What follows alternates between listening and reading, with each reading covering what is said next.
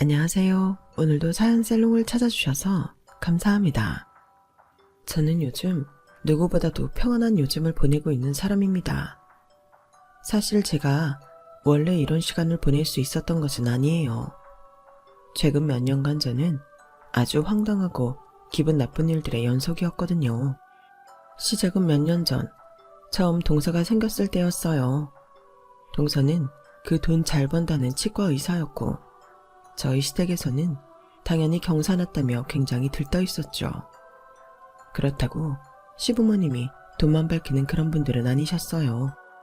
하지만 30이 훌쩍 넘도록 장가는커녕 연애도 잘 안 하시던 도련님이 무려 치과의사 며느리를 데려온다니 당연히 경사도 이런 경사가 없었던 것이었죠. 동서의 첫인상은 굉장히 좋았답니다. 아무래도 똑똑한 사람이라는 걸 아는 상태에서 보니 뭘 하든 여유로워 보이고 달라 보이긴 하더군요. 동서도 저에게 굉장히 호의적이었어요. 살짝 과할 만큼 호의적이었죠.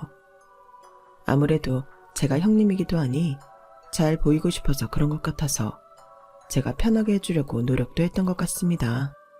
하지만 동서의 그런 과한 호의는 전부 가짜였다는 걸 저는 오래 지나지 않아 알게 되었는데요. 동서는 결혼식 이후 시댁에서 얼굴 볼 일이 많아지자 저에게 자꾸만 이것저것을 물어보더군요. 처음에는 별 생각 없이 일일이 대답을 해주었죠. 어떻게든 말을 붙여보려고 하나보다 해서 친절하게 대답도 해주었고요. 그런데 조금 지나고 보니 동서가 궁금해하는 내용은 전부 제가 걸친 명품들에 대한 것들 뿐이었어요. 형님, 이거 명품이세요? 이거 18년도 한정판으로 나온 지갑이었잖아요. 지금 가격이 몇 배나 뛰었는데 어디서 구하셨어요? 아, 그래? 이거 엄마가 주신 거라서 그렇게까지 좋은 건 줄은 몰랐네. 별 생각 없이 쓰고 있었는데. 형님 바르시는 그 립스틱도 지금은 품절 뜬 건데 어떻게 구하셨어요? 이것도 엄마도 선물 받으신 건데 잘 안 바르시니까 나한테 주신 거야. 아, 그러시구나. 형님은 패션이나 이런 거에 딱히 관심은 없으신가 봐요. 이거 꽤 귀한 건데. 다 해지고 좀 막 쓰셨네요. 나야 뭐 항상 작업실에 있다 보면 편한 옷이 장땡이라서 이런 화장품이나 옷들은 주로 엄마 거 받아서 입는 게 다야. 관리하는 법도 잘 모르고 그러니까 그냥 대충 써서 그런가 보다. 사실 저는 외할아버지가 관련 업계에서는 유명한 자개장이신데요. 엄마도 그 피를 물려받아 패션 업계에서 일하시고 저 역시 액세서리 공방을 하고 있어요. 제가 하는 공방은 그렇게 크진 않지만 엄마나 외할아버지 덕에 중요한 자리에 나가게 되면 고급스러운 옷을 입고 나갔는데 그 옷들이 전부 엄마나 외할아버지를 통해 들어오는 명품들이었던 것이죠. 항상 옷 선물을 많이 받으니 저는 사실 옷을 살 필요가 없이 받은 옷들만 입고 살았는데 그게 동서의 눈에는 뭔가 마음에 들지 않았나 봐요. 제 대답을 듣고는 그때부터 뭔가 안 입고 온 말투로 저에게 그러더군요. 그냥 집이 좀 잘 사시는 거였구나. 그러면 형님도 액세서리 디자인은 뭐 어디 미국 같은 데서 전공하고 오셨나 봐요? 돈 많은 집안은 그런 분야는 다 미국으로 보냈다던데? 나는 대학은 따로 안 나왔어. 우리 집이 막 그렇게 돈이 많은 건 아닐 거야. 나도 잘은 모르겠는데 뭐 굳이 미국까지 가서 대학을 다닐 필요가 있나? 나는 그냥 작은 공방하고 있는 거고 가끔 플리마켓 같은 데서 판매도 하고 그럴 뿐인데. 네? 형님 고졸이세요? 참나, 난 또. 하긴 이 가방도 저번부터 계속 같은 가방만 드시는 거 보면 알만하네요. 보통 머리 좋은 사람들은 이런 거 이렇게 함부로 못 다루는데. 그날 동서의 말에 저도 순간 기분이 나빴지만 그 전부터 워낙 저한테 잘하던 동서라 제가 예민한 건가 헷갈리더라고요. 그래서 그냥 넘어가게 되었는데 그러면 안 되는 거였죠. 동서는 그날 이후로 계속해서 묘하게 저를 무시하는 겁니다. 그전에는 대학이라는 주제로 이야기한 적도 없으면서 갑자기 만날 때마다 자기 친구가 대학 교수라는 둥, 대학 동기들이랑 모임이 있다는 둥 자꾸만 대학 얘기를 꺼내더군요. 그러면서 말끝마다 형님은 이런 얘기는 잘 모르시죠? 이렇게 덧붙이는 겁니다. 한 번은 이런 일도 있었는데요. 동서와 제가 시댁에 찾아뵙는 날짜를 논의해야 할 일이 생겼어요. 그때는 시아버님이 막 정년퇴임을 하셔서 저희 자식들이 그간 고생하신 아버님을 위해 식사 자리를 마련하기로 했거든요. 남편과 서방님은 일반 회사원이라 주말에는 시간을 뺄 수 있었지만 저와 동서는 근무 시간이 불규칙했기 때문에 저희 둘이 날짜를 잡기로 했던 것이었는데요. 먼저 연락을 주겠다던 동서는 어느 날 갑자기 전화를 걸어와서 의논을 하는 것이 아니라 무턱대고 통보를 하더라고요. 제 일정은 하나도 물어보지 않고요. 형님, 시댁 가는 거요. 이번 주 토요일로 하시죠? 이번 주?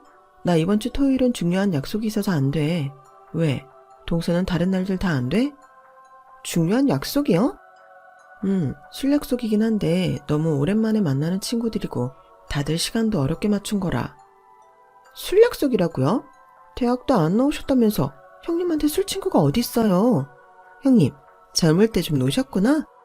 동서가 말한 그날은 제가 공방을 운영하다가 만난 친구들과 함께 다 같이 모여 기분 좋게 한잔하자고 약속을 잡았던 날이었는데 대뜸 저에게 저런 식으로 이야기하니 저도 기분이 좋지는 않았죠. 대학을 나오고 안 나오고가 술 친구랑 도대체 무슨 상관이 있다고 저러는지도 모르겠고요. 그래서 공방 운영하다가 같은 일 하는 사람끼리 모임 갖는 거라고 설명을 해줬는데 그럼에도 동서는 은근히 무시하는 그 말투로 이야기하더군요. 그러면 그 약속을 좀 미루실 수는 없어요? 저는 좀 중요한 일정이 있거든요. 다 같이 시간 되는 날짜 어렵게 맞춘 거긴 한데 그럼 한번 얘기해 볼게. 그런데 동서는 무슨 약속인데? 많이 중요한 약속이야? 네, 저는 좀 중요한 약속이에요. 말해봤자 형님이 이해를 못 하실 것 같아서. 대학 교수님이랑 같이 해야 하는 일이 있거든요. 당연히 사회 친구들과의 약속보다는 대학 교수와의 약속이 중요하다는 걸 저도 알고 있었죠. 그런데 그 얘기를 굳이 제 학력을 비꼬듯이 말하는 것이 정말 기분 나빴어요. 하지만 제가 거기서 괜히 화를 냈다가는 마치 교수와의 약속보다 친구와의 약속이 중요하다고 우기는 이상한 사람이 되어버리는 거잖아요. 그래서 그날은 제가 동서의 일정에 맞춰서 약속을 바꿨죠.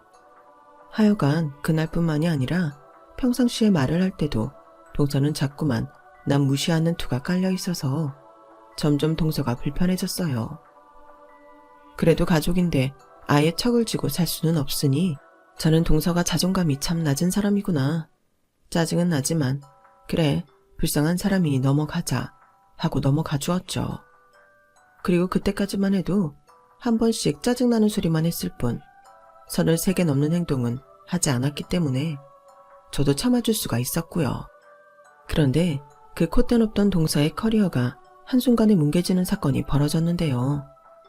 동서가 운영하던 병원에서 작은 의료사고가 일어나게 된 것이었습니다.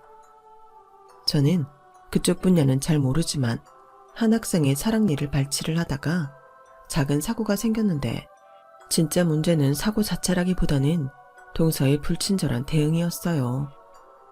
동서의 치과는 그 전에도 동서의 불친절함으로 악명이 높았는데 하필 그 학생의 어머니가 기자였던 것이었죠. 기사 내용이 전국적으로 유명해지지는 않았지만 온 동네에 소문이 퍼질 정도로는 유명해지게 되면서 동서의 병원은 결국 폐업을 해야만 했어요. 뒤늦게 동서가 학생에게 사과를 하고 치료비와 손해배상비를 모두 지불했다고 사람들에게 알리려고 해도 이미 사람들은 등을 돌려버린 상황이었죠. 그 시기에는 동서도 그렇고 저희 시댁 식구들이 모두 고생을 많이 했어요. 아무래도 좋지 않은 일에 연루되니 그 집 둘째 며느리가 이런 일이 있었다며 하는 소리들을 여기저기서 많이 듣게 되었던 거죠. 의사로서의 평판도 경제적으로도 어려워진 동서는 집에서 나오지도 못하고 힘들어하고 있었어요. 다시 새 병원을 개원하는 것은 꿈도 못 꾸고 다른 병원의 일자리를 알아보고 싶지만 그 사건이 동서에게 꼬리표처럼 따라다녀 그마저도 쉽지는 않았다고 해요. 그 소식을 듣고 저도 신경이 쓰이기는 하더라고요. 처음부터 끝까지 동서가 잘못한 것은 맞지만 그래도 가족인 걸 어떡하겠어요. 당장 서방님 월급만으로 살기에는 손해를 메꾸기가 한없이 부족했거든요. 덕분에 동서는 그 해의 중요한 시댁 모임이나 명절에도 코빼기도 비치지 않았답니다.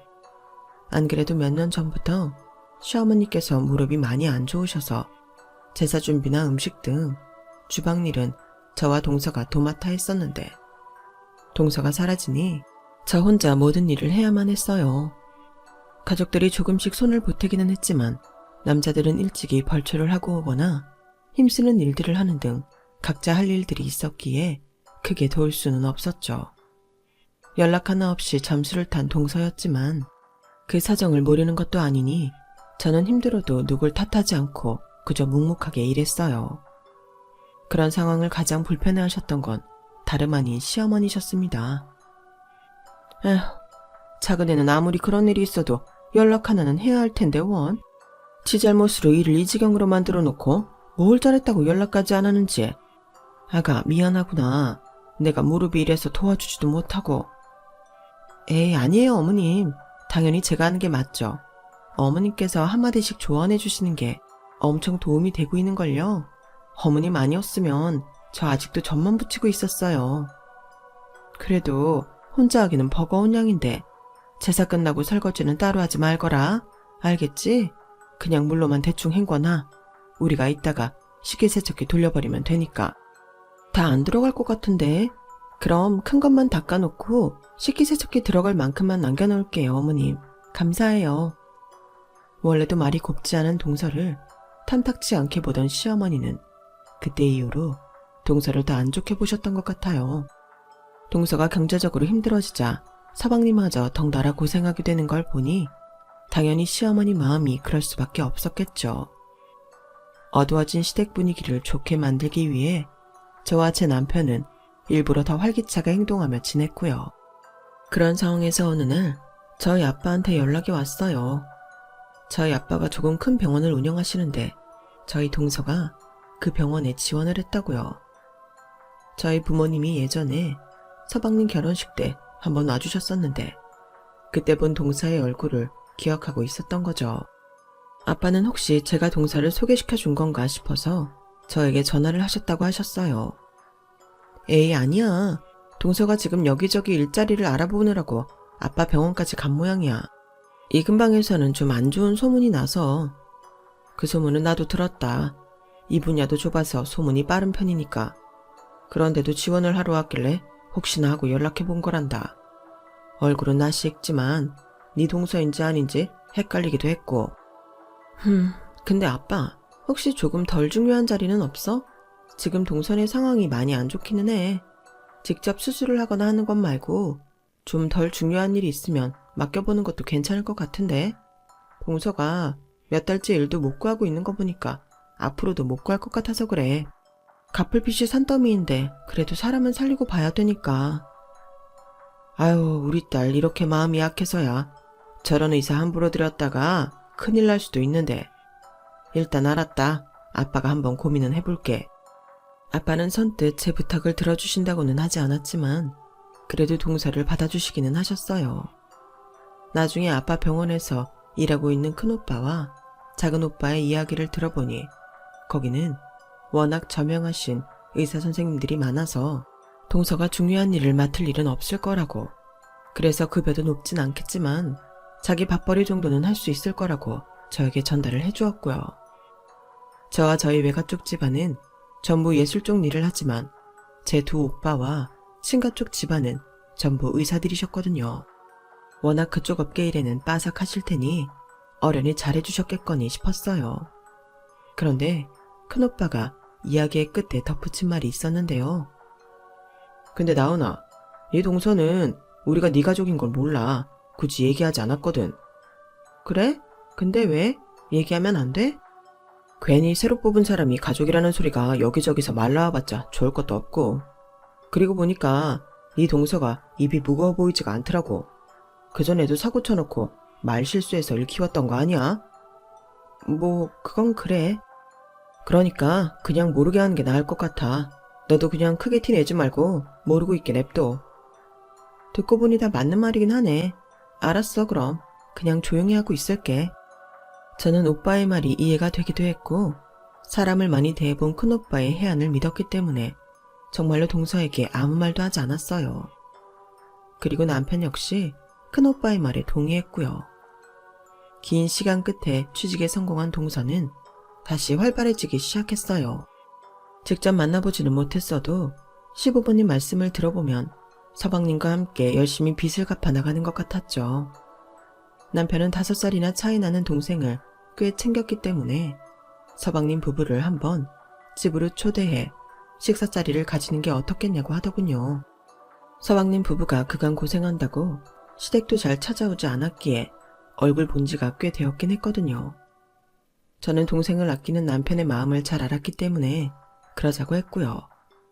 그래서 저희는 서방님과 동서에게 연락해 날짜를 잡았는데 다들 일하는 곳이 여기저기 떨어져 있어서 모이기 가장 쉬운 곳이 저희 집보다는 제 작업실이더라고요. 그래서 그날은 조금 일찍 공방 셔터를 내리고 그 안에서 놀기로 했죠. 먼지 날리는 작업 공간이 아닌 손님 맞고 저도 식사를 하는 작은 공간이 있는데 4사람이 들어가기엔 충분한 공간이라고 생각했거든요. 그래도 혹시 몰라 그날은 작업이 끝나고 한번 대청소를 하기는 했어요. 식사 자리인데 먼지가 많으면 불편할 테니까요. 그렇게 쓸고 닦다 보니 머리는 헝클어지고 하루 종일 작업하고 청소까지 한 옷은 당연히 후줄근해졌는데요. 청소가 거의 끝나갈 때쯤 동서가 찾아왔어요. 약속 시간보다 30분 정도 일찍 찾아온 것이죠. 동서 혼자 가장 일찍 도착한 게 저로서는 불편하긴 했지만 그래도 좋은 취지로 모인 거니 최대한 티를 내지 않고 좋게 대하려고 했어요. 그리고 저는 동서 본인도 성질을 못 죽여 한동안 고생했으니 철 좀 들었겠거니 의기소침해졌겠거니 하고 저도 모르게 생각을 하고 있었거든요. 그런데 웬걸? 동서는 공방에 들어오자마자 인사도 없이 개념 없는 소리를 던지는 겁니다. 안녕하세요 형님, 오랜만이에요. 그런데 꼴이 그게 뭐예요? 형님, 지금 완전 거지 꼴이신 거 아세요? 형님이 여기 사장님인데 그러고 계세요? 아니, 일 끝나고 동서랑 서방님 온다 그래서 청소하느라 그런 거야.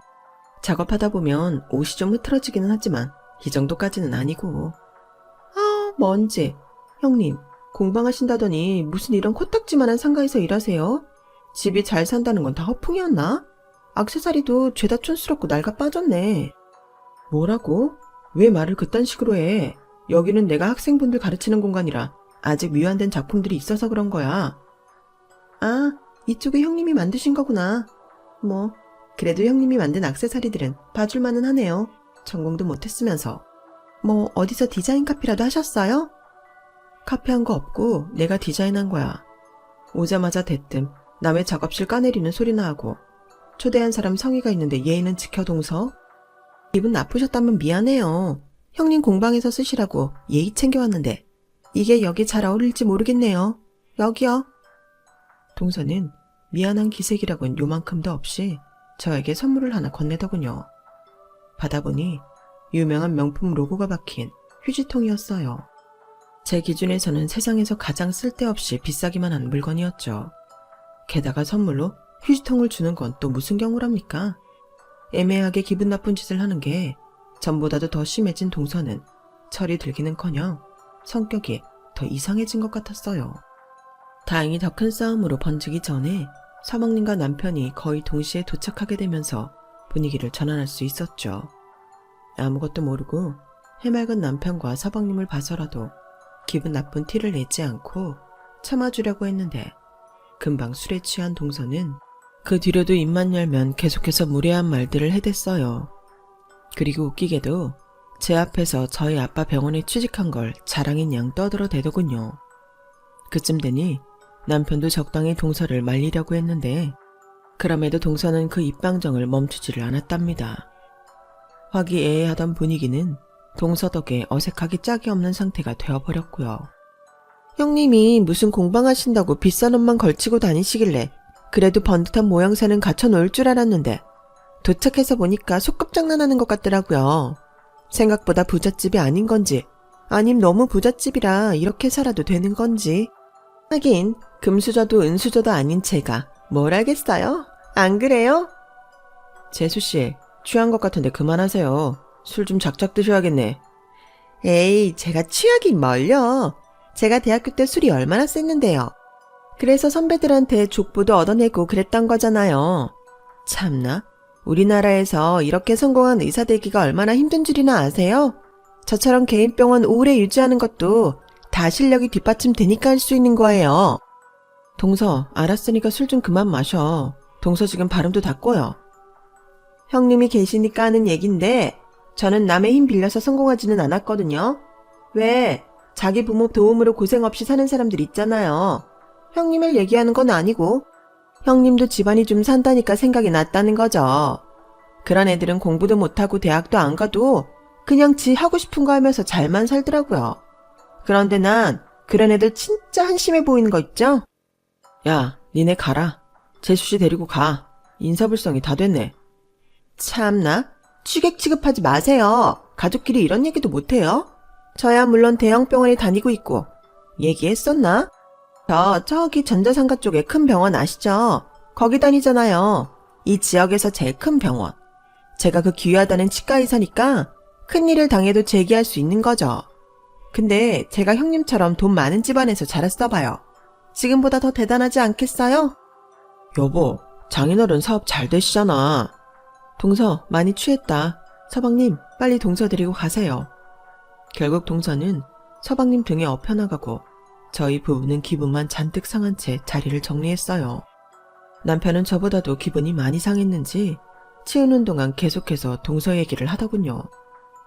참나, 지도 지 형님 덕에 그 병원 들어가 놓고 뭔 말 같지도 않은 소리를 해.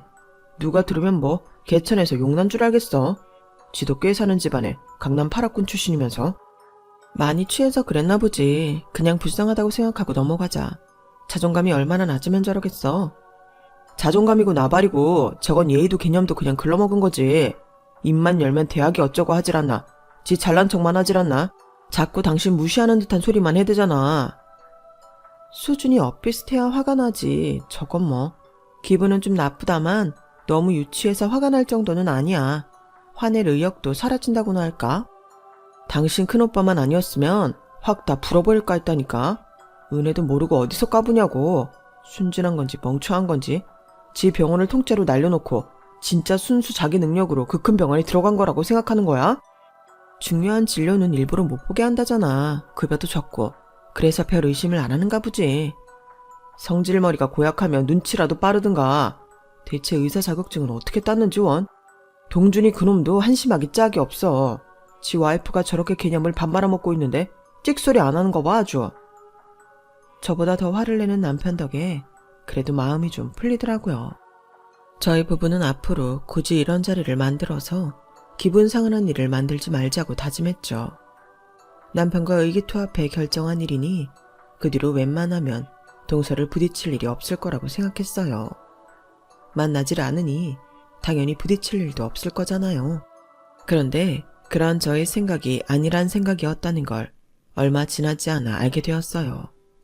몇 개월 뒤 명절이 다가와 저희는 미리 일정 조율을 하고 명절 전날 미리 시댁에 가 있기로 했어요. 서방님과 동서는 그 다음날 올 수 있다고 연락을 해왔고 저희는 차라리 그게 낫다고 생각해 별 말 없이 있었죠. 전날 미리 준비할 수 있는 음식들은 준비했다가 그 다음날 동서가 왔을 때 둘이 일하면 힘든 일은 없을 테니까요. 그리고 그렇게 하면 동서의 그 얄미운 입방정을 조금이라도 덜 들을 수도 있을 것 같았고요. 저희 부부는 예정대로 명절 하루 전날 시댁에 가 할 일을 미리 준비해 놓았어요. 저는 가벼운 마음으로 내일 동서와 함께 일할 것까지 계산해서 준비해 놓았죠. 동서의 취직으로 시부모님의 마음도 가벼워지셔서 그날은 오랜만에 화기애애한 분위기로 잠들 수 있었답니다. 그런데 그 다음날 오전 저는 예상치 못했던 일을 겪고 말았어요. 약속했던 시간에 동서가 오질 않는 겁니다. 서방님 혼자 시댁에 오셔서 일을 도왔는데 가족들이 동서는 언제 오냐고 물어봐도 몰라, 일 끝나고 온댔는데 하며 큰 신경도 쓰지 않더군요. 덕분에 저는 아침부터 정신없이 제사 준비를 했어요. 못 온다고 미리 얘기라도 했다면 전날 더 많은 준비를 하고 잤을 텐데 온다고 해놓고 안 오니 상황이 정말 안 좋게 된 것이었죠. 동서에게 메신저로 무슨 일이 있는지 언제 오는지 물어보아도 아무런 답이 없더군요. 결국 저는 혼자서 겨우 제사상을 차려 무사히 제사를 마쳤어요. 뒷정리를 하기 전에 메신저가 울리길래 보니 동서에게서 연락이 왔더라고요. 그런데 그 내용이 아주 가관이었습니다. 가타부타 아무런 말도 없이 그냥 3만 원만 보내놨더군요. 저는 일단 뒷정리부터 마치고 밖으로 나와 당장 동서에게 전화를 걸었어요. 여보세요? 동서, 어디야? 지금 가는 중이에요. 거의 다 왔어요. 그게 끝이야? 오늘 오전에 온다면서 연락도 없이 이게 뭐 하는 짓이야? 이 3만 원은 도대체 뭐고? 대체 뭐 하느라 연락도 안 받고 이제야 오냐고? 어제 일이 늦게 끝나서 좀 자느라 늦었어요. 그래서 돈 드렸잖아요. 일당 3만 원이나 드렸으면 됐지. 왜 아침부터 성을 내세요? 가뜩이나 피곤해 죽겠구만. 형님같이 무식한 고졸이 의사가 얼마나 바쁜 줄 알기나 아세요? 뭐라고? 지금 말 다 했어? 운전 중이니까 일단 끊을게요. 그러더니 전화를 뚝 끊어버리더군요. 그전까지는 언짢기만 했던 저는 이 순간에는 화가 머리끝까지 났어요. 지금 동서 하나 때문에 온 가족이 불편을 겪고 있는데 정작 본인은 미안하다는 말 하나 없이 적반하장으로 굴었으니까요. 저는 어려서부터 항상 가족을 우선시하는 집에서 자라왔기 때문에 시집을 와서도 가족을 먼저 생각하고 배려하려 애쓰는 편이었는데 동서는 배려는커녕 순전히 지 생각만 하고 아무렇지 않게 무례를 저지르니 그 부분에서 제가 화가 많이 나더라고요. 하지만 그때 상황은 당장 시부모님이 계신 자리에서 식사를 해야 하는 상황이었기에 저는 겨우 이성을 되찾았어요. 동서가 조금 있으면 온다고 하니 이따가 식사 자리가 끝나고 데리고 나가서 한 소리를 해도 될 일이었죠. 그래서 저는 일단은 다시 들어가서 식사를 준비했어요. 곧 가족들이 다시 모여 식사를 딱 시작하려는데 그제서야 동서가 도착을 했습니다. 동서가 아무런 연락도 안 하고 부모님이 하는 전화도 받지 않고 있다가 식사 시간대에 딱 맞춰 도착하니 당연히 가족들의 시선이 고을 리 없었죠. 평소 굉장히 과묵하신 시아버지가 한 소리 하실 정도였으니까요. 넌 뭐하다가 이제야 집안에 기어들어오냐? 전화도 안 받고 연락 한 반이 없더니만 네 형님이 여지껏 고생해서 제사 다 치르고 나니 이제야 밥 먹으러 들어오는 게야? 어제 일이 늦게 끝나서 병원에서 한숨 자고 오는 길이에요, 아버님. 형님께는 따로 연락도 드리고 사례도 했고요. 저는 대형병원 의사잖아요, 아버님. 역시나 미안한 기색 하나 없이 피곤과 짜증이 섞인 말투로 말대답을 하는 동서를 보고 저는 또다시 화가 치밀어 올랐어요. 저는 그렇다 쳐도 어른들 앞에서까지 저런 예의 없는 모습이라뇨. 보다 못한 제가 한마디를 거들었죠. 아버님이 말씀하시는 게 무슨 말인지 몰라, 동서? 늦으면 미리 연락을 하든가. 늦잠을 자게 돼서 연락이 늦었으면 죄송하다고 부모님께 사과를 먼저 했어야지. 지금 이게 무슨 태도야? 동서가 약속을 어겨서 우리가 아침부터 얼마나 고생했는 줄 알아? 어머님은 무릎 아프셔서 가만히 계셨을 거고 다른 분들은 각자 일만 하셨을 텐데 뭐가 고생이에요? 형님이 제목까지 하신 건 제가 아까 돈 드렸잖아요. 그리고 아무 때나 일 뺄 수 있는 형님이랑 의사인 저랑 같아요? 시간 많은 형님이 일 좀 더 하시는 게 당연하잖아요. 원래 머리가 나쁘면 몸이 고생하는 게 맞는 건데 형님은 고졸이시면서 왜 자꾸 저랑 똑같이 굴려고 하세요? 뭐라고? 너 지금 뭔 소리를 하는 거야? 이런 버르장머리 없는 것을 봤나? 여태까지 너 대신 고생해준 네 형님한테 그게 무슨 말버릇이야? 화가 잔뜩 나신 시어머니가 빽 고함을 질러도 동서는 절대로 미안하다는 소리 한 번을 안 하는 거예요. 오히려 미간을 찌푸린 채 다 피곤하고 귀찮다는 표정을 지었죠. 저는 그런 동서의 모습을 보고 깨달았습니다. 역시 사람은 고쳐 쓰는 게 아니라고요. 아무리 가족이어도 참아줄 수 있는 한계가 있는 법인데 동서는 그 순간 그 한계를 벗어나 버린 것이죠. 그래서 저는 그 자리에서 아빠에게 전화를 걸었어요. 여보세요? 응, 아빠. 윤지원 의사 있잖아. 내 동서. 그냥 잘라버려. 얘는 진짜 못 고쳐 쓰겠다.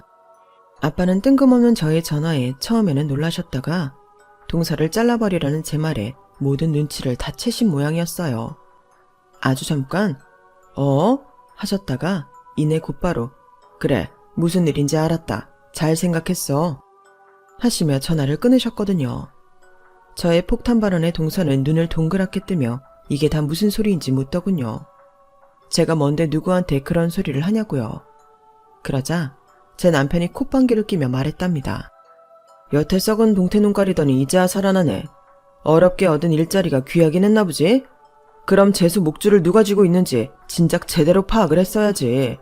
재수씨가 그렇게 자랑스러워하던 그놈의 대형병원, 우리 장인어른 병원인 거 몰랐어? 네? 그걸 여태 왜 말을 안 했어요? 형님이 병원장님 딸이라고요? 그 막내딸? 그걸 말하면 뭐가 달라지는데? 우리 아빠가 병원장이든 아니든 나라는 사람은 아무것도 달라지지 않아. 지금 동서하는 꼬라지를 보니까 말 안 한 게 오히려 얼마나 다행인지 모르겠다. 처음부터 내가 병원장 딸인 걸 알았다면 동서가 이렇게 무례하고 속물적인 인간이란 걸 몰랐을 거 아니야? 안 그래? 할 말이 없어지자 동서는 괜히 애꿎은 서방님을 탓하더라고요. 당신은 알았을 거 아니야. 이런 건 나한테 미리 말을 해줬어야지, 멍청한 인간아. 나도 몰랐지. 형수네 집안 대충 잘 사는 줄로만 알았지. 나한테는 그렇게 구체적으로 말 안 해줬었어. 형이 너무한 거 아니야? 그전에는 내가 관심이 없었으니 그렇다 쳐도 내 와이프가 형수 집안 병원으로 들어갔는데 그걸 말을 안 해주냐? 이게 지 와이프가 개념을 밥 말아먹고 다니면 제대로 관리할 생각은 안 하고 뭐? 왜 말을 안 해줬냐고? 이놈 버릇이. 나와. 부모님 앞에서 이러지 말고 너희 둘 다 따라 나와. 남편은 서방님과 동서를 데리고 나갔어요. 자리를 피해도 밖에서 엄청 호통을 치는 게 간간히 들려오더라고요. 저는 일단 시부모님께 조금이라도 식사를 드시라고 권해드렸고요. 자식들끼리 싸우고 분위기를 망치니 시부모님이 식사를 못 하실 줄 알았는데 웬걸 엄청 맛있게 잘 드셨어요. 시아버지도 시어머니도 저에게 잘했다고 아주 속이 뻥 뚫렸다고 칭찬을 해주시더군요. 잘했다. 아주 잘했어. 진작에 이러지 그랬니? 아주 속이 시원하구나. 저것들은 아주 혼이 제대로 좀 나봐야 돼. 그나가 너 그거 절대 무르지 마라. 알겠니? 작은 애 병원에서 자르라고 한 건 말이야. 이후에도 절대 다시 도와주지 말아라. 시아버지가 저에게 신신당부를 하셨죠. 절대 두 번 다시 도와주지 말고 지금 뽑아든 칼도 절대 그냥 넣지 말라고요. 시어머니도 동조하셨고요. 그래서 저는 그날 이후로 동서에게 미친 듯이 연락이 와도 꿈쩍도 하지 않았어요. 소식을 들은 저희 오빠들이 제게 연락을 해서 무슨 일이 있었는지 묻더군요. 저는 동서에게 베푸는 마지막 아량으로 자세한 이야기는 하지 않았는데요. 오빠들의 말에 의하면 이미 병원 내에서는 동서에 대한 평판이 나빠질 대로 나빠져 있었다고 해요. 병원 관계자들은 동서가 전에 어떤 사고를 치고 들어온 건지 모르는 사람이 없었는데도 과거의 잘못을 반성하고 달라지기는커녕 오히려 어린 환자나 어린 환자의 보호자에게는 기분 나쁜 티를 팍팍 내면서 불친절했다고 하더군요. 그래서 환자들에게 컴플레인도 많이 들어왔고요. 아빠는 제가 부탁한 게 있으니 최대한 참아주려고 했는데 저에게 동서를 해고하라고 연락이 오니 오히려 반가웠다고 해요. 제 전화를 받자마자 해고 통지를 해버렸다고 하더군요. 오빠들은 그런 동서의 인성을 보고 동서가 저에게도 잘하진 않았을 거라 추측할 수 있었다고 해요. 저에게 찾아와서라도 자초지종을 듣겠다고 농담조로 이야기를 했죠. 저도 시간이 좀 지나고 마음이 담담해지면 담백하게 이야기를 해야겠다 생각했고요. 약 보름쯤 지났을까요? 동서는 제가 아무리 연락을 해도 답이 없자 직접 제 공방으로 찾아왔더군요. 저는 막 원데이 클래스 수강생들에게 강의를 마치고 뒷정리를 하고 있었는데 정말 연락도 없이 찾아와서는 무작정 무릎부터 꿇는 겁니다. 꼴을 보니 다크서클이며 푸석해진 얼굴이며 그간 고생을 하긴 했나 보다 싶더군요. 형님, 제가 잘못했어요. 제발 원장님한테 다시 말씀 좀 드려주세요. 원래 다니던 병원 말고 다른 곳도 괜찮으니까 다시 일 좀 시키라고요. 네? 형님 가족분들이 전부 의사들이라 지금 제 밥줄이 아예 사라지게 생겼다니까요. 얼른 전화해서 다시 화해했다고 좀 말 좀 해주세요. 누가 화해를 해? 동서랑 내가? 아, 형님 그러지 말고 제발요. 제가 무릎까지 꿇었잖아요. 형님 전화 한 통이면 해결될 일인데 왜 안 해주세요? 이만큼 괴롭혔으면 됐잖아요. 지금 내가 동서를 괴롭혔다는 거야?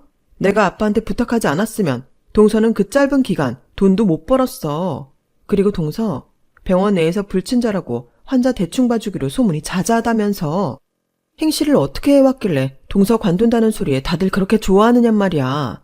내가 아니어도 동서는 어차피 잘릴 사람이었어. 괜한 피해망상으로 내 탓하지 마. 형님이 아니었으면 아예 다른 병원에서 일하게 됐었겠죠. 지금 장난해요? 사람을 가지고 노는 것도 정도껏 해야지. 일부러 형님 손에서 놀아나게 하려고 일을 꾸민 거잖아요. 막말로 내가 부르는 게 값인 치과 의사인데 다른 병원인들 일일 못 구했을 것 같아요? 참나, 원하는 대로 안 해주니까 본색을 바로 드러내는구나. 실제로 일 못 구하고 있었잖아. 기껏 물에 빠진 사람 살려줬더니 욕하는 건 무슨 경우야? 잘난 건 부모 만난 것밖에 없는 주제에 유세 떨기는 당신의 집안 그거 다 카르텔이야. 알아? 애초에 딸이 부탁한다고 아무 의사나 드린 것도 잘못 아니야? 당신 그딴 식으로 인사에 개입해왔어? 내가 다 까발릴 거야. 그 병원 혈연 지원 가지고 사람 뽑고 내치고 한다고 다 까발릴 거라고. 동서가 이성을 잃고 고래고래 소리를 지르는데 공방문이 벌컥 열리더군요. 조만간 저에게 찾아오겠다던 오빠들이었습니다. 동서는 오빠들을 보고 흠칫 놀라더니 말문이 막힌 듯 했죠. 큰 오빠는 그 자리에서 경찰을 불렀고 작은 오빠는 무시무시한 표정으로 동서에게 다가갔어요. 이미 이 업계에서 나가리 된 주제에 발악을 하네. 그래 네 하고 싶은 대로 해봐 어디. 우리가 눈 하나 깜짝 하나. 요즘 애들은 하여간 이게 문제라니까. 의사 자격증만 따면 아주 지가 영원히 의사인 줄 알아. 넌 앞으로 이쪽 업계에 청소부로도 발 못 들일 줄 알아. 알겠어? 네가 여지껏 그 코딱지만한 니네 병원에서 한 짓, 우리 병원에서 한 짓, 우리가 평생 꼬리표처럼 따라다니게 해줄 테니까. 작은 오빠가 동서를 혼내는 동안 경찰은 이미 도착했어요. 공방 근처에 파출소가 있었거든요. 이제 눈에 뵈는 게 없어진 동서는 저희 오빠들에게도 온갖 욕을 하다가 결국 경찰들에게 끌려갔어요. 오빠들은 그간 무슨 일이 있었는지 알만하다며 굳이 저에게 꼬치꼬치 캐묻지 않고 그냥 제가 좋아하는 음식을 시켜주고 재밌는 이야기들만 하다 갔답니다. 그날 이후로 동서는 제기가 완전히 불가능한 백수가 되어버렸고요. 소식을 들은 시부모님은 제게 연락해 앞으로 명절이든 가족 모임이든 제사든 저는 손에 물 한 방울 묻히지 않을 테니 절대 일하지 말라고 하셨어요. 그간 콧대 높게 농땡이 피우던 동서가 다 도맡아 해야 한다면서요. 동서와 서방님의 관계는 최악으로 치닫는 것 같았는데 그래도 이혼은 하지 않더군요. 지금 이혼을 해봤자 동서가 워낙 불리하니 동서가 울며 겨자 먹기로 살림도 하고 시댁일로 돕기로 마음먹은 것이죠. 시부모님은 이참에 동서 버르장머리를 싹 고치겠다며 마음 먹으신 것 같아요. 지난주에 시댁에 다녀오니 동서가 그 방정맞던 입을 꾹 닫은 채 묵묵히 일만 하는 것을 보면요. 그게 그렇게 좋아 보이지는 않지만 지 팔자 지가 꼬아놓은 모양이니 무슨 말을 더 하겠어요. 어쨌든 더 이상 제 속을 긁어대는 방해꾼이 사라지게 되니 저도 요즘은 평안한 생활을 하게 되었답니다.